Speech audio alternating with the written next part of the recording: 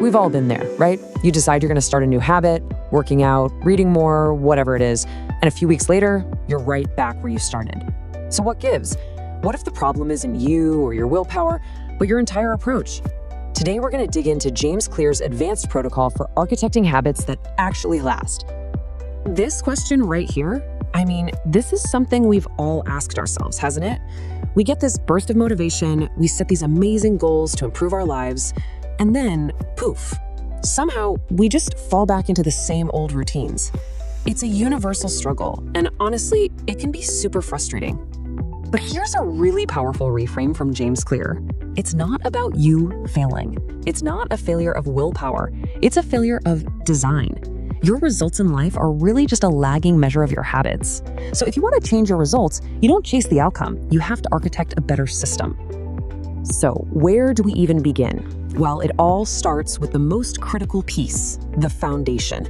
And get this, it's not about what you want to do, it's about who you want to become. This is a concept called identity engineering. This quote, it really gets to the core of this whole thing. It's what Clear calls the voting system. See, we usually think it's the other way around, right? We think we have to believe we're a healthy person before we start eating well. But Clear flips that script. He says your behavior actually leads your belief. Your actions are like little votes you cast, building up evidence for your new identity. And this is how simple it is. 1 rep equals 1 vote. Doing 1 push-up isn't going to transform your body overnight, of course not. But what it does do is cast a vote for being the type of person who doesn't miss workouts. Reading just 1 page is a vote for being a reader. Each tiny action reinforces the identity you're trying to build. Of course, you're not building this identity in a vacuum. You're influenced by what Clear calls social gravity. It's this powerful, invisible pull from your friends, your family, your community. The hack here isn't to fight against that pull. That's exhausting. The hack is to use it. You join groups where the behavior you want is just normal. You make your social environment do the heavy lifting for you. Okay, so once we've got that identity foundation laid, it's time to look at the blueprints. This next part is all about creating the actual systems for making smart, strategic decisions, the kind that support the person you're becoming.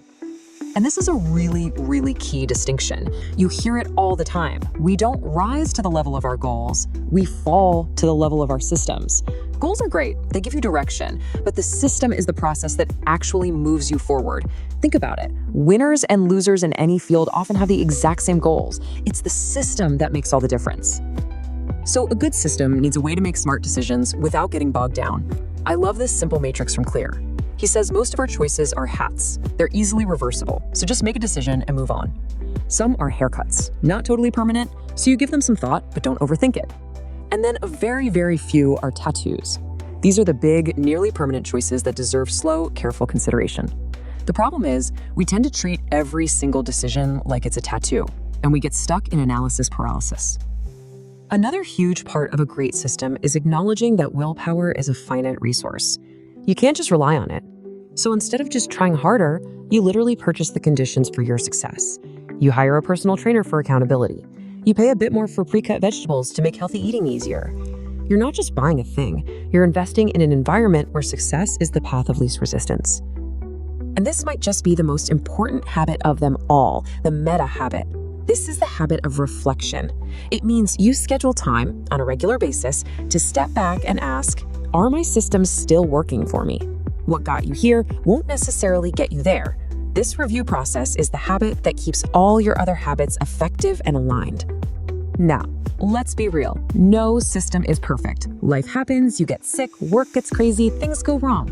That's why the best systems aren't just built for success, they are built for failure. You have to design in a fail-safe. I absolutely love this metaphor. It illustrates the point perfectly. We often think mental toughness means being rigid and unbending, like an oak tree. But what happens to the oak in a powerful storm? It fights, and then it breaks. The willow, on the other hand, is flexible. It bends with the wind, and it survives. Real, long-term consistency is about adaptability, not rigidity. And this quote is how you put that willow-like flexibility into practice. On a bad day, when you have no time and no energy, the answer isn't to do nothing. The answer is to scale down. You can't do your hour-long workout? Fine, do 10 minutes of stretching. The rule is simple, never miss twice.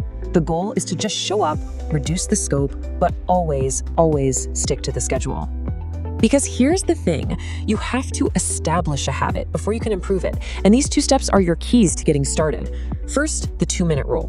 Whatever new habit you want to start, scale it down so it takes less than 2 minutes to do. Read before bed becomes read 1 page. Second, you have to master the art of just showing up. Clear tells this great story about a guy who went to the gym every day for 5 minutes without even really working out. He wasn't building muscle at first. He was building the identity of someone who never misses a workout. Okay, so this is all great in theory, but how do you apply it right now? You can start by conducting your own architectural review using this super simple 5-point diagnostic checklist for any habit you're working on. Let's just run through these real quick. First, ask yourself, what would this look like if it were fun? How can I make it more enjoyable? Second, look at your physical space. What is this room, this desk, this kitchen designed to encourage? Third, what's my plan B for the bad days? Fourth, and this one's huge, am I in love with the process or just the idea of the result? Do I actually want the lifestyle required to get there? And finally, that meta habit, am I actually scheduling time to review my systems? So here's the bottom line. Your habits aren't just these small, random actions you take every day. They are quite literally the architecture of your life. They're the pillars that support your identity. And the power to change isn't about wishing or hoping, it's about intentional, thoughtful design. So it's time to start designing.